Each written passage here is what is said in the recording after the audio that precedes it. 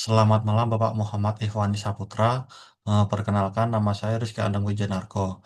Pada kesempatan kali ini saya akan mempresentasikan hasil pengerjaan UAS saya untuk mata kuliah e-commerce bisnis. Kali ini saya akan menjelaskan tentang keamanan e-commerce. Berikut adalah agenda pembahasan kita hari ini. Kita akan memulai dari mengapa topik ini penting, mendefinisikan apa itu keamanan e-commerce, melihat landscape risikonya di Indonesia, membedah ancaman yang ada, lalu membahas pilar pertahanannya, lalu kita akan menjelaskan juga terkait bagaimana keamanan e-commerce ini di masa depan, dan diakhiri oleh kesimpulan.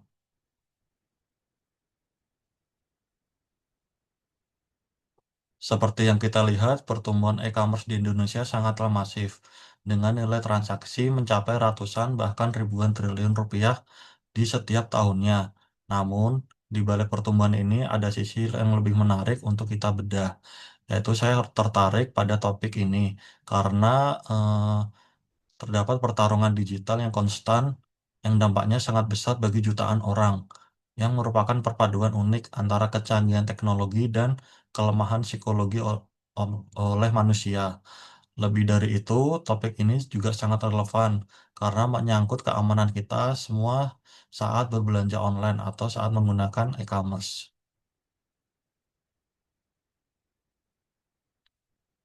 Jadi apa sebenarnya keamanan e-commerce itu? Secara sederhana, keamanan e-commerce adalah praktik untuk melindungi seluruh aset digital dalam ekosistem e-commerce dari ancaman cyber. Fondasinya berdiri di atas tiga prinsip utama yang dikenal sebagai CIA Triad.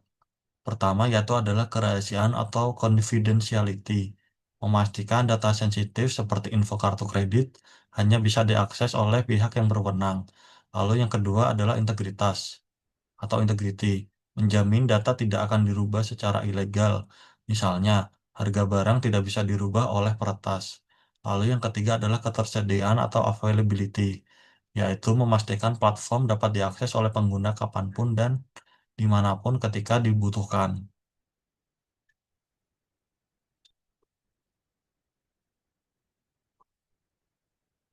Dengan lebih dari 200 juta pengguna internet di Indonesia, Indonesia adalah pasar yang sangat besar. Sayangnya, kita juga menjadi target yang sangat menarik bagi penjahat cyber.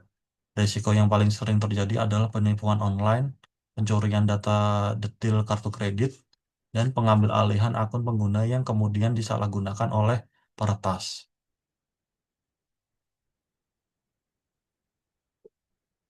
Mari kita bedah beberapa metode serangan yang paling umum. Yang pertama adalah phishing, yaitu upaya memancing kita untuk memberikan data rahasia melalui email atau situs web palsu yang meniru platform aslinya.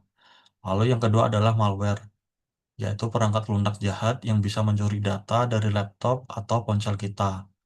Lalu yang ketiga adalah man in the middle attack, di mana peretas menyadap komunikasi kita. Eh, Kegiatan ini seringkali terjadi saat kita menggunakan jaringan Wi-Fi publik yang tidak aman. Dan yang terakhir adalah yang paling merusak adalah kebocoran data, di mana peretas berhasil membobol server perusahaan dan mencuri jutaan data pengguna sekaligus.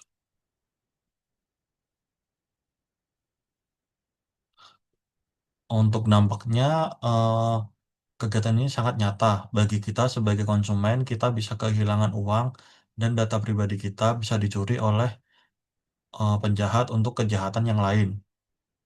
Bagi perusahaan, dampaknya bisa lebih parah, yaitu adalah kerugian finansial yang besar, lalu rusaknya reputasi yang sulit dibangun kembali. Lalu juga ada tuntutan hukum berdasarkan UU Perlindungan Data Pribadi, dan yang paling utama adalah hilangnya kepercayaan dari pelanggan.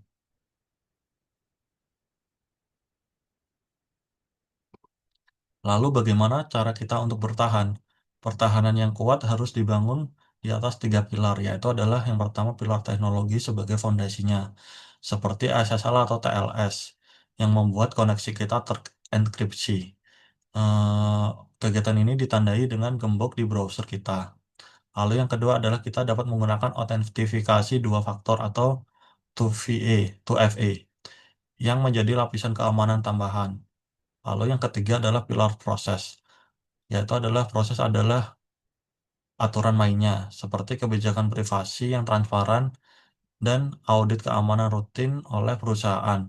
Dan pilar yang paling penting namun sering dilupakan adalah manusianya itu sendiri.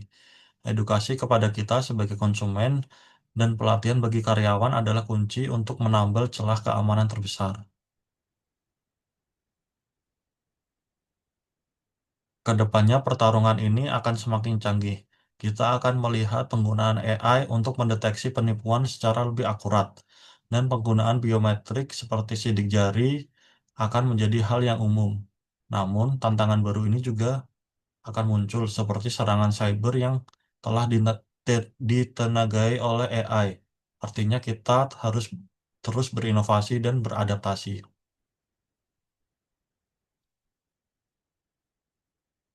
Sebagai kesimpulan, keamanan dalam e-commerce adalah tanggung jawab kita bersama, bukan hanya tugas sebagai pemilik platform.